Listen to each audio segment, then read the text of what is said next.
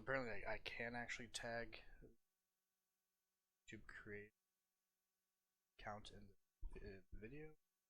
Test that out, but this guy made a TikTok account, and when I stitched videos up, it legitimately blocked me. Now, my TikTok account is all about pretty much debunking stupid shit like this. Let's be honest here.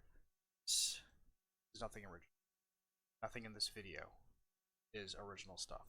This is all shit that's been talked about over the last decade plus. None of these are plot holes.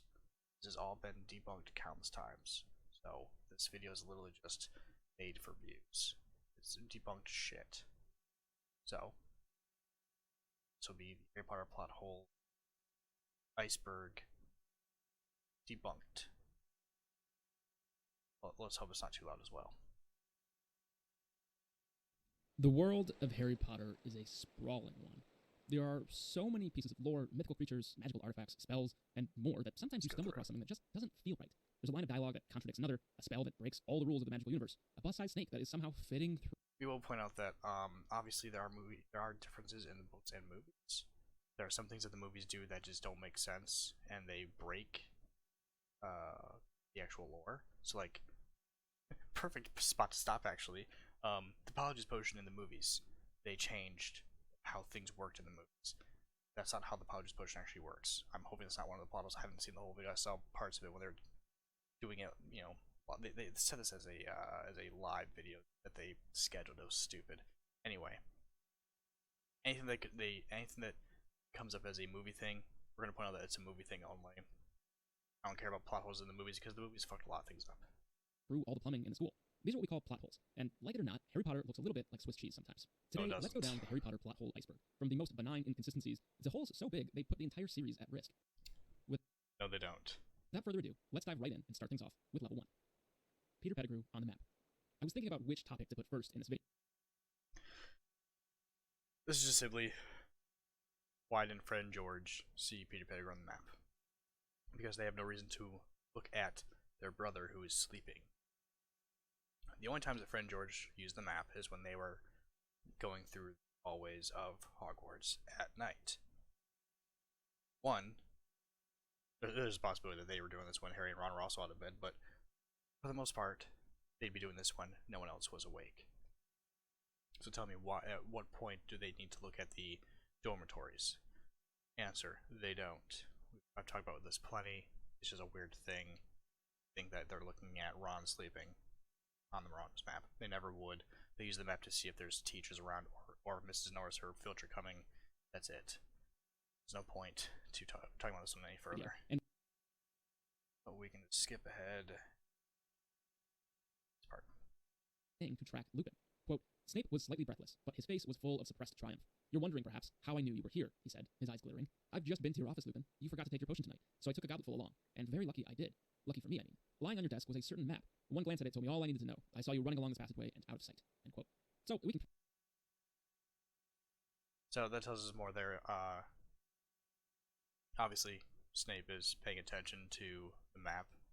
He sees Lupin there, so this points out that you can see Marauders on the map. So that's a big one people pointed out. Something that I actually forgot here was that once they go into the Whomping Willow entrance, you don't actually see the Shrieking Shack on the map. So he would not have seen Pettigrew at all anyway. Throw out that suggestion. I think the most compelling argument I saw was that Peter had sunk so far into his animagus form that he was no longer a human. Except that Crookshank, or not Crookshanks, Mrs. Norris is Seagull on the map, so you know, like he would still be seen whether he's too into his animal form or not. Certain animals are shown on the map, so this one is just stupid as well. The trace. The trace is not unreliable. The trace works how it's supposed to work. Gone over this so many times as well, but for the sake of this video, let's do it again. The all-powerful trace, a charm that is responsible for stopping witches and wizards under the age of 17 from practicing any magic while not supervised by the doesn't stop them from using it. Let's keep going. Faculty of Hogwarts. It's this charm that functions as a plot point for several books, advancing Harry's storyline for him at sometimes all too convenient points in time. But how does it work? And is it at all consistent? Here's how it works. If somebody uses magic around Harry or in a... We don't know how wide the radius is, that's the only problem here. But basically, if somebody uses magic around Harry's vicinity, then history knows about it. The problem here, obviously, is that they don't know who cast the magic. Dumbledore points this out very clearly, as this guy does as well. The most explicit explanation of the trace comes from Dumbledore, with Harry asking about several of Voldemort's first victims. These murders are also one of the key topics that people point to and yell, Plothole. Let's first take a look at the conversation with Dumbledore. Quote, but how come the Ministry didn't realize that Voldemort had done all that to Morphin? Harry asked angrily. He was underage at the time, wasn't he? I thought they could detect underage magic. You are quite right. They can detect magic, but not the perpetrator. You will remember that you were blamed by the Ministry for the hover charm that was in fact cast by Dobby, growled Harry. This injustice still rankled. So, if you're under the age and you do magic inside an adult witch or wizard's house, the Ministry won't know? They will certainly be unable to tell who performed the magic, said Dumbledore, smiling slightly at the look of great indignation on Harry's face. They rely on witch and wizard parents to enforce their offspring's obedience well within their walls. End quote. What we see is a version of the trace that's not quite as exact as we might have originally been led to believe. Instead of it quote-unquote tracing an individual witch or wizard, it monitors their general vicinity. Past that, the trace doesn't really seem to do anything. It may notify the Ministry of Magic of some sort of infraction, but essentially, the trace is usually used, when I say usually, pretty much all times, used to make sure that people like Harry or somebody like Hermione don't use magic in front of muggles. About it. Appears to be up to the Ministry to enforce any laws around magical secrecy. I think the plot hole is really buried in this component, that the Ministry of Magic is not at all consistent with enforcing their laws. Harry seems to catch the blunt. It's not a plot hole, it just shows that governments aren't good at governmenting. I know the correct word there is governing, but governmenting sounds more fun. Of every law, he's persecuted for the most minor infractions, even when he isn't the perpetrator. In the case of Dobby hovering some pudding at the Dursleys' house, this is such a minor spell to cause the infraction, but it isn't. The reason this happened is because it was done in front of muggles. It was literally just a letter to say, hey, don't do magic in front of muggles. Didn't actually get in trouble there. Really clear why this is different than any other underage. Like, this letter was literally a warning. It is literally a warning for him, saying, hey, don't do that. Witch or wizard practicing magic in their home. The Weasleys are a prime example. Though I didn't really find any exact quotes, I'm almost positive there are examples of the Weasley children performing magic while in Burrow over the summer. And honestly, why shouldn't they? It's a bit like a student driver's license. Kids should be able to practice under the supervision of their parents, just like Dumbledore tells Harry. So instead, we're left wondering if somehow the presence of muggles might be the underlying factor. It is. It is the entire what? Finally, he stumbled upon the truth of it and still doesn't really understand it. The Weasleys are able to practice little bits of magic here or there because they belong to a pureblood family. Arthur also works for the Ministry, that might help. This is one of the things to point out is that obviously, again, the fact that Dumbledore said this himself, that the Ministry expects wizard parents to say, hey, don't do this. Basically, they have privileges that others might not have. Harry is surrounded by muggles, so it might make sense that the trace would flag any magic done around him. Except, he isn't the only magical child that practices magic around muggles. Think back to one of the first scenes on the train in Philosopher's Stone. It's our first interaction with Hermione, who opens by chastising Ron while he waves his wand around. Quote, are you sure that's a real spell? Said the girl. Well, it's not very good, is it? I've tried a few simple spells just for practice, and it's all worked for me. Nobody in my family's magic at all. It was ever such a surprise when I got my letter, but I was ever so pleased. Of course, I mean, it's the very best school of witchcraft there is, I've heard. I've learned all our course books by heart, of course. I just hope it will be enough. I'm Hermione Granger, by the way. Who are you? End quote. So, Hermione, a witch born to two muggle parents, is able to practice magic at home. Yes, it's been pointed out that it's very likely that the trace doesn't actually activate until they've actually gone to school. Plenty of kids do magic before they actually get their letter for Hogwarts. This isn't a big fucking deal. Not to mention kids, before they learn they're a witch or wizard, can't control their magic. Hermione, being a very gifted witch, obviously can't control it. Without any consequences. What gives? For some of these plot holes, I'm going to give my best attempt at an explanation, or at the very least what some people believe to be the explanation, but as a warning, by nature of these being plot holes, these answers might not satisfy everyone. The best explanation I can come up with is that for 90% of the cases of underage magic usage, it does not trigger any consequences if the magic usage is in private and around non-muggles. So, for families like the Weasleys, it just really doesn't matter. Your parents are in charge and they supervise you. The exception to this rule must be for muggle-born witches and wizards. It's stated elsewhere that... The other thing, too, is like with Hermione, I would assume that she's able to do it in front of her parents, since they know she's a witch. It's one of those things where it's in tandem with the idea that don't do it in front of muggles who don't know magic exists. The entire point here is to keep magic a secret. This is not a hard thing to figure out, guys. That if you are a muggle-born witch or wizard, you get a special envoy that comes to your house to explain to your muggle parents everything about the magical world. I would have to assume that they would be put on a list of muggles that are... So obviously the issue here is that we never see Harry Harry never does magic in front of the Dursleys, and the only time he does do it is when he actually gets in trouble. The Harvard charm he did cast, but Dobby did, was in front of other muggles. Him getting in trouble using the Patronus spell was in front of a muggle, even though it was somebody who lived with, but that was literally just for the Ministry to attack him and try and discredit him with the whole, because that's all the fifth book is about, is you're trying to discredit Harry. That are allowed to witness magic without triggering the trace. But none of that really explains Harry, and after all this research, I have to conclude that J.K. Rowling used the trace as a convenient way to advance the plot for Harry. False, you're just stupid. Or place constraints on him over the summer to prevent any action from happening while the readers weren't reading. So when I said that, I'm not trying to be hateful towards this guy, but the fact that this person legitimately blocked me, and then when I finally got to chat with them on YouTube, well, told me my interactions were just bad. No, you just don't like the fact that I'm pointing out that you're wrong and all these plot holes you're getting. These are all plot holes that you can get from any site that you Google plot holes. These aren't anything that he came up with at all. Battle of Seven Potters. Let's transition away from the trace to something tangentially related, the Battle of Seven Potters. To tie it together, Mad-Eye Moody explains the need for them to fly on brooms in the following scene with Harry. Quote, the trace, said Mad-Eye impatiently, the charm that detects magical activity around under-17s, the way the Ministry finds out about underage magic. If you, or anyone around you, cast a spell to get you out of here, Thickness is going to know about it, and so will the Death Eaters. End quote. So that sets the stage. Harry is about to turn 17 when the members of the Order of the Phoenix show up at the Dursleys to whisk him away. And their plan, to secretly get him out of there in the dead of night, have everyone dress up as Harry and make it as obvious as possible that they're fleeing directly into a swarm of Death Eaters. The section from the book as they take off. There's many things here to talk about. The people bring up that the Seven Powers thing was a bad idea. No, it's not. One, this whole plan worked as perfect as Dumbledore wanted to. The only real issue here was the fact that Harry fucked up the plan. Let's try and keep that in mind. Harry fucked up the plan. Otherwise, the plan worked out. Two, a big part of this is that Snape is still an active spy. Gave Voldemort the necessary info. This is Voldemort trying to kill Harry before he's got all the protections possible, until they actually take over the Ministry, obviously. So this is one of Voldemort's rare chances to actually kill Harry before all that happens. So Snape being a reliable spy here is good. So basically, for people who don't get it, it doesn't matter what the plan was going to be. Voldemort was going to know the plan. That doesn't matter. The Seven Powers is a good thing because this makes it that even though Voldemort knows the plan, it's still work for him to find the real Harry. This is where Harry fucked up. So let's get past this one entirely, because none of this matters. Wearing a bulky sweatshirt. Remus Lupin is famously allergic to the full moon, or rather, he's affected by lycanthropy, the disease that transforms you into a werewolf during the full moon. You'll remember the group has just captured Peter Pettigrew. So this one's already been explained that it's not just the full moon that does it, it's the mooning, or I don't want to say the apex, but we're going to go with apex because I don't want to go right now. But basically, once the full moon reaches the apex of where it's supposed to be, is what transforms them.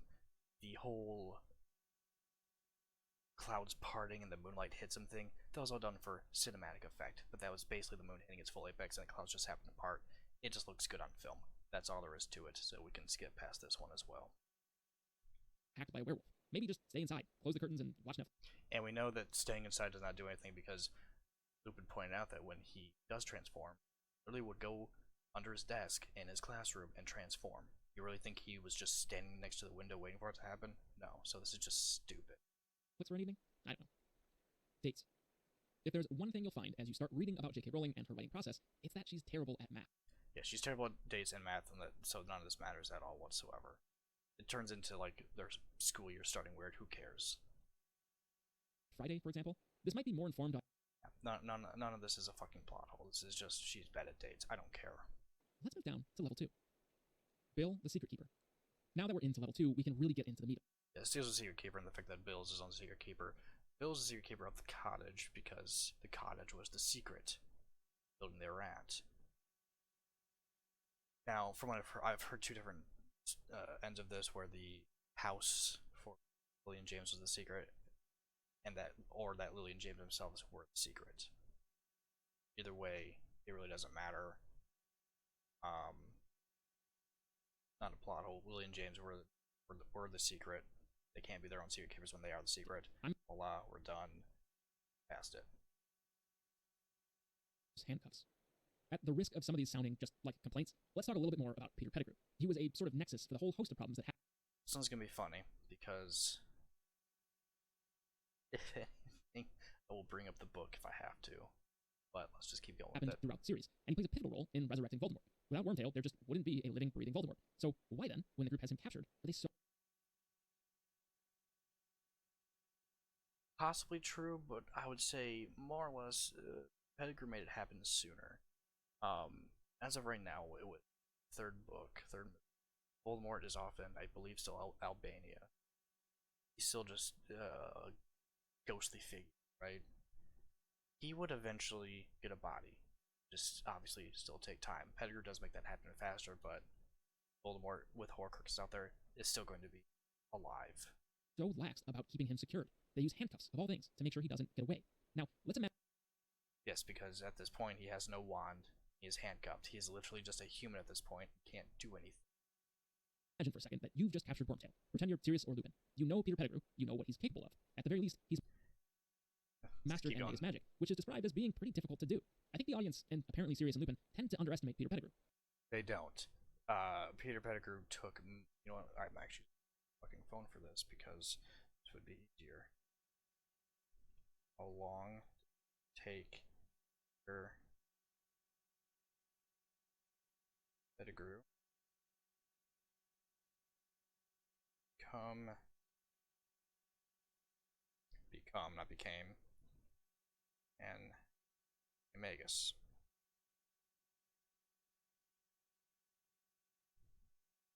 Need more info on that one because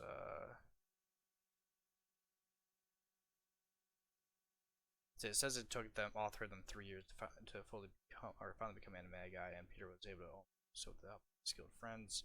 I'm wondering if it actually took. I'm wondering if it took all of them 3 years or if it took. So I'm trying to find out.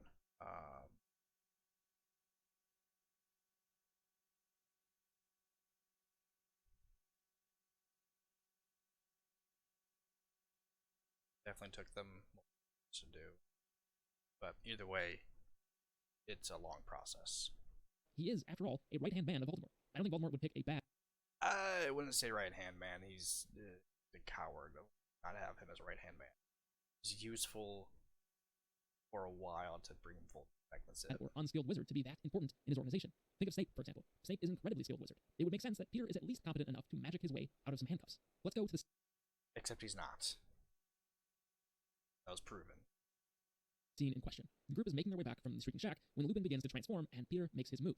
Quote, Pettigrew had dived for Lupin's dropped wand. Ron, unsteady on his bandaged leg, fell. There was a bang, a burst of light, and Ron lay motionless on the ground. Another bang. Crookshanks flew into the air and back to the earth in a heap. Expelliarmus, Harry yelled, pointing his own wand at Pettigrew. Lupin's wand flew high into the air and out of sight. Stay where you are, Harry shouted, running forward. Too late. Pettigrew had transformed. Harry saw his bald tail whip through the manacle of Ron's outstretched arm and heard a scurrying through the grass. There was a howl and a rumbling growl. Harry turned to see the werewolf taking flight. It was galloping into the forest. Sirius, he's gone. Pettigrew transformed, Harry yelled. End quote. Why, on God's green earth, would they only use handcuffs? Why not stupefy? They probably could have, but the entire point was that Sirius, well, told him if he tries to transform, he's going to kill him. They didn't expect the full moon. Him in handcuffs is just enough. Not to mention stupefy means, you know, just more should they have to deal with because they're already dealing with an unconscious professor. They don't need to have another person that they have to levitate and everything. It's just easier to have him conscious when they're going to bring him up there to, you know, basically tell him what he did. Having him conscious is a good thing right now. They didn't expect all the other shit to happen. Him, or otherwise bind him with some sort. So let's get past the rest of that. Introduce a powerful object like this into the magical world. A little bit. Mad Eye Moody's Mad Eye. I mentioned it once before, the invisibility cloak. It functions in a way that gives Harry the ability to walk around anywhere and observe without being noticed. That said, once you introduce a powerful object like this into the magical world, you have to find ways to counter it. Otherwise, it would become the go-to solution for everything. It is obviously a powerful magical artifact, but how powerful is it? Dumbledore can apparently see right through it with a simple spell. We'll wave that one away and just attribute it to Dumbledore being a very powerful wizard. But then... So yeah, there's a spell that's able to detect people, things like that, and that's what's pointed out is that Dumbledore probably used a spell of detection of some sort in Hagrid's cabin to be able to see them. He looks, you know, right through them, basically right at them. We come to another person that can see through the cloak, Mad Eye Moody. I guess it isn't really him who can see through the cloak, as it is his magical eye. What's the deal with that?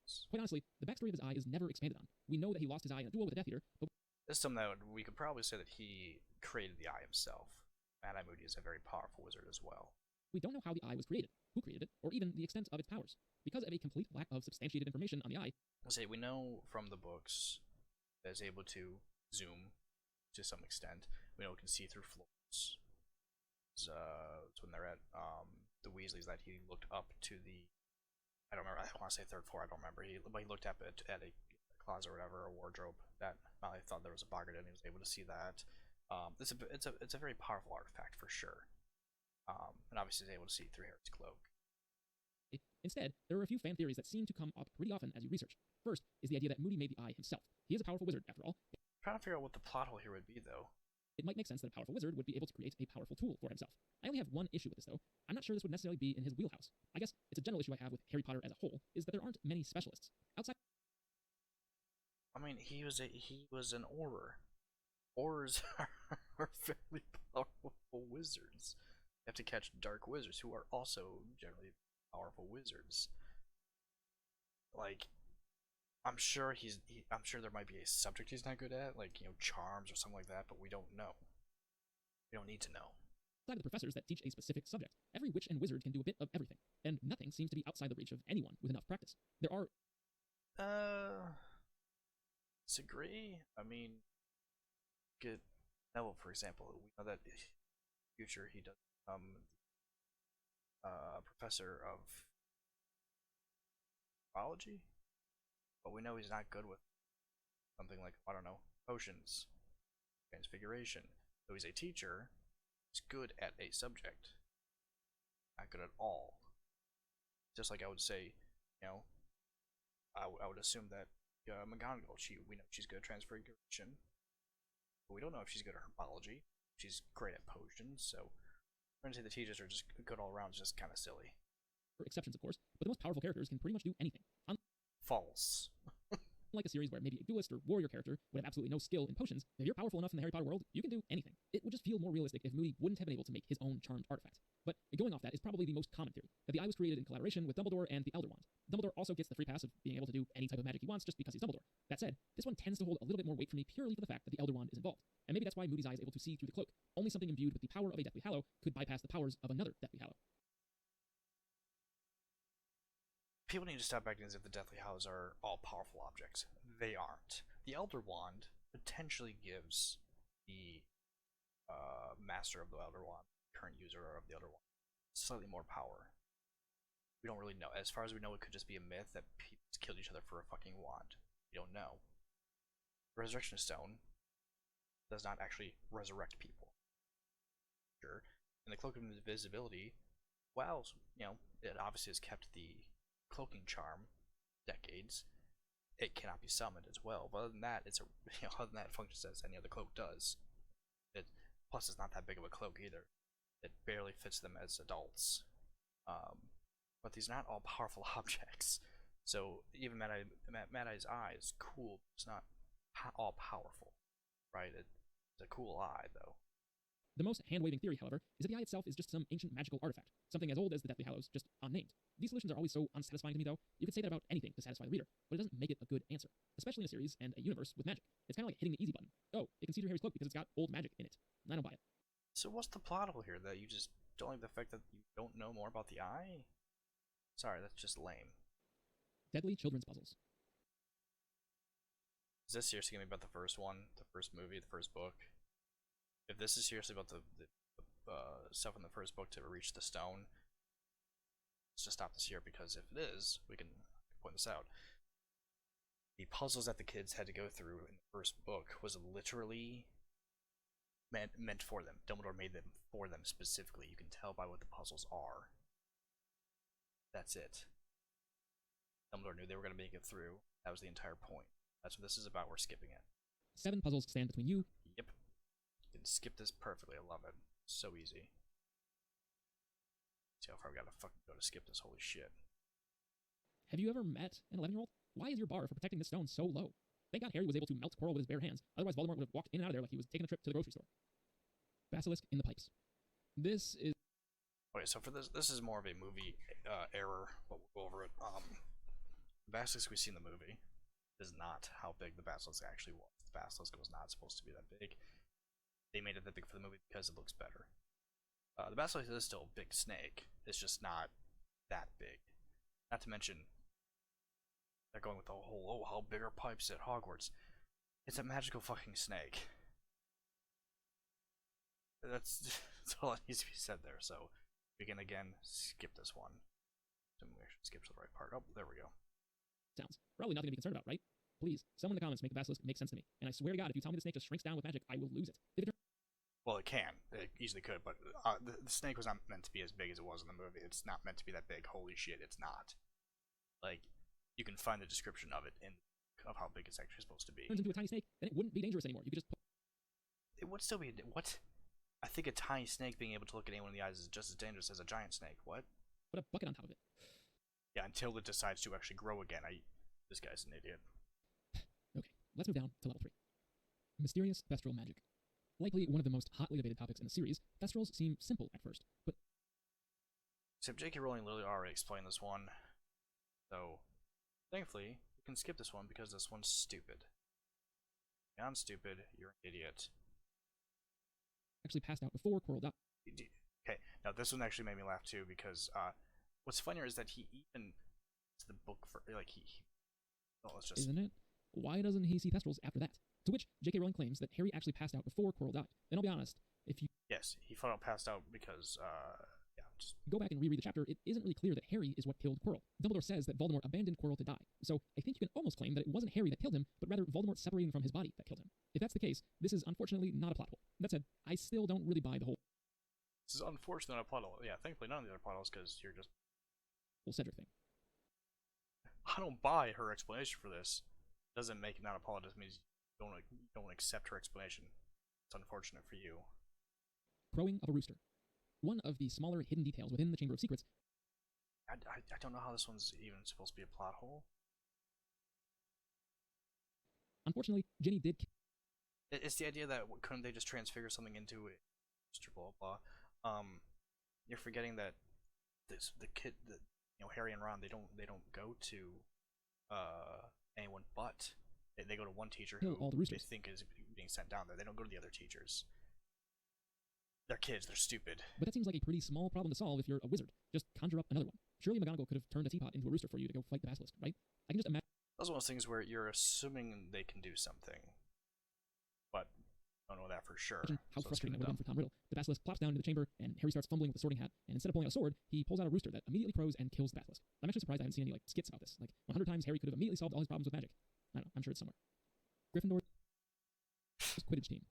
This one is pretty short and inconsequential, but this one's funny because I don't even see how this is a plot hole. This is just this one is I don't see how this could be a plot hole in the first place. But let's just go with it. This is a plot hole video, so I might as well bring it up, right? Quidditch, the sport that is sort of a big deal for the first few books and is then completely forgotten about for good reason, I guess. They were busy fighting for their lives. Flying around on a broom looking for the snitch is probably not the greatest use of your time.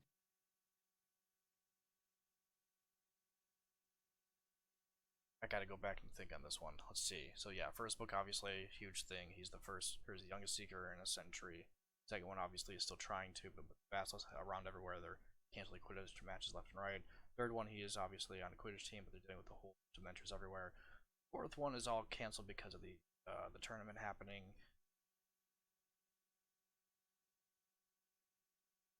Fifth one's the one where Umbridge bans him playing Quidditch. Sixth one, I think, sixth one's where he's actually captain. Yeah. It's not that I forgot about it, it's just, other shit happened. If you're trying to stop an evil mass murderer. That said, let's talk about Quidditch for a second. The whole sport just feels like it was an afterthought at every point in the book. Think about the Quidditch World Cup that happens at the start of Goblet of Fire. Victor Crumb is the seeker for his national team and is regarded as one of the best players in the world. Let me remind you at this point that he is 18 years old. Now, I understand it's entirely possible for an 18-year-old to be good at a sport. I love this point he's trying to make because he's basically saying, how is it possible that an 18-year-old is better than adults? Completely ignoring telling me you can't find a single example. People who are in their 18s or early 20s who are top tier in sport in the real world. But there's such a huge difference between a high school athlete and an adult post-college professional athlete. There are plenty of people. God, simply no. It's like Quidditch is only allowed to be played by children. No, he's just actually that exceptional at the sport. Speaking of which, why is the Gryffindor team made entirely of children? It's not. We have Harry as the most important role on the team as an 11-year-old. Oliver Wood is a 5th year, so 15 or 16, and he's the oldest kid on the team. I think Fred and George would have been 3rd years, so 13 years old. A couple other team members might be 14 or 15, but where are all the 7th years? Are they all just too busy to care about this game? Remember Angela? Was it Angela? She was I don't know if she was Fred and George's age or a year older, but more? Essentially, I mean, it's very possible 7th years just aren't interested. The more I think about it, the more I think this might be the answer to this plot hole. Even though as a... This isn't a plot hole. It's literally just, oh hey, not everyone's good at fucking sports. Not everyone's interested in sports. And Quidditch is not an easy sport. Like, again, where's the plot hole here? Competitive person, I don't understand it. Maybe the older students are just too busy to play. Oh, you just don't understand shit. But you would never guess how wild the answer is. You see, J.K. Sorry, I actually skipped past. How many students are there at Hogwarts? It's a simple question, but you would never guess how wild the answer is. So that one is just not a plot hole. You see, J.K. Rowling was asked this question back in the early 2000s, and her quick response is that there are, quote, about 1,000 students at Hogwarts. 1,000. Okay, let's do a little math. We'll start top down. We know that there are 7 years of students at any given point in time, which means that each class should contain about 140 students. We also knew that there are 4 houses, and I would assume that the classes are divided It's like somewhat evenly between those 4 houses. That gives us about 35 kids per house per year. Now let's think about what else we know. Harry's class contains about 40 students total, meaning that only 10 students per house, 5 boys and 5 girls, exist. And that basically tracks with what you see in the book. Unfortunately, it doesn't track at all with the supposed size of the school.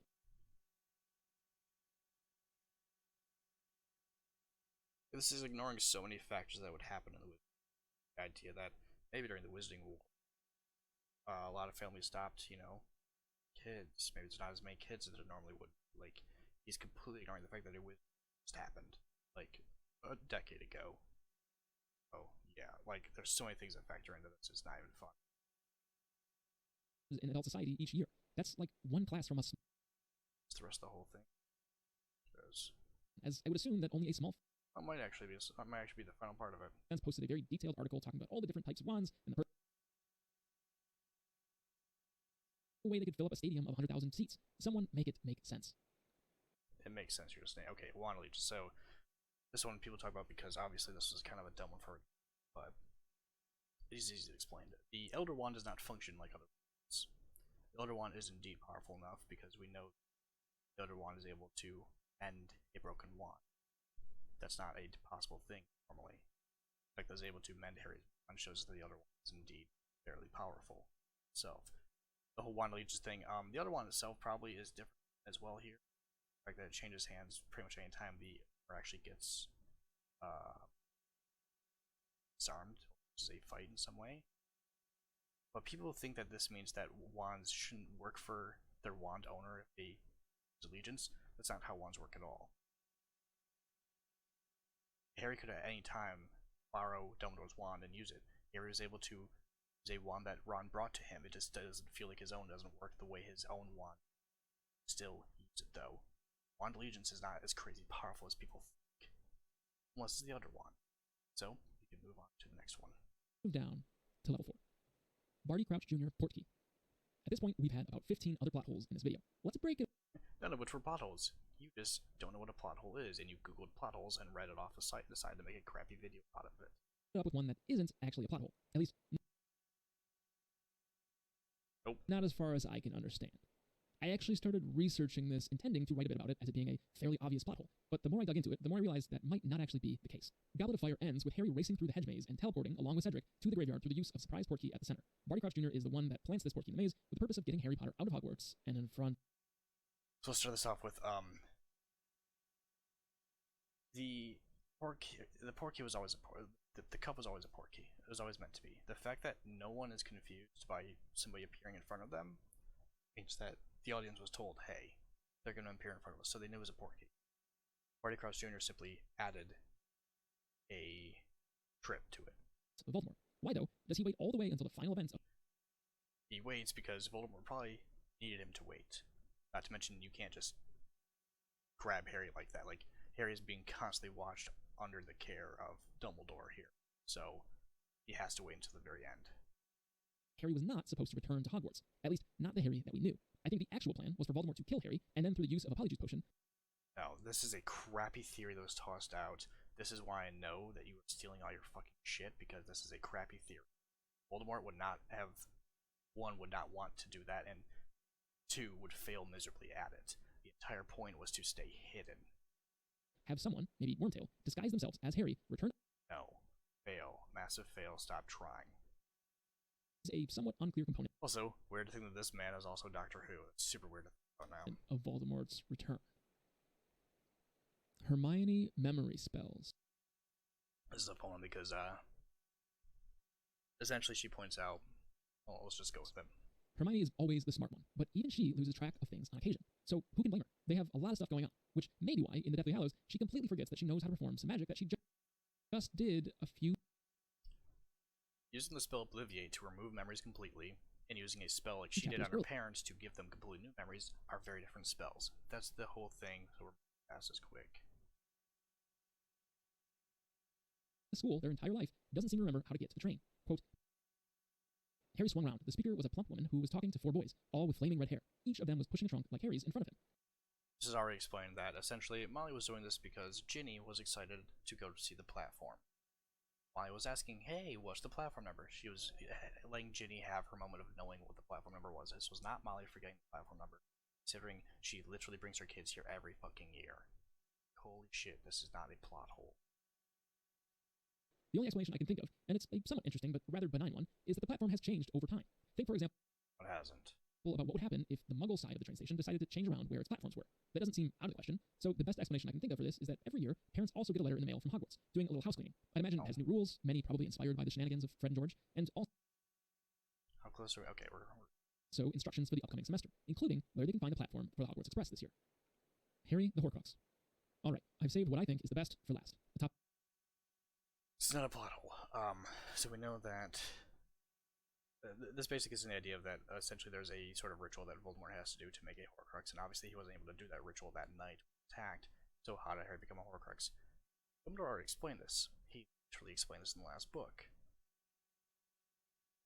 That basically Voldemort's soul is so fucking destroyed that when curse rebounded on him and destroyed his body, his soul broke again.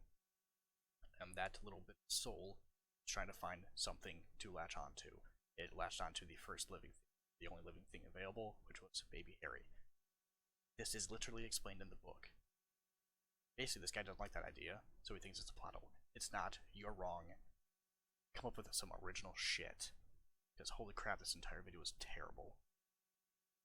No wonder you blocked me on TikTok, because you can't stand somebody pointing out that you're wrong. Yeah, this is going to be a bad interaction, because you don't have any original ideas, and you don't like somebody pointing out every fucking thing that's wrong with this video.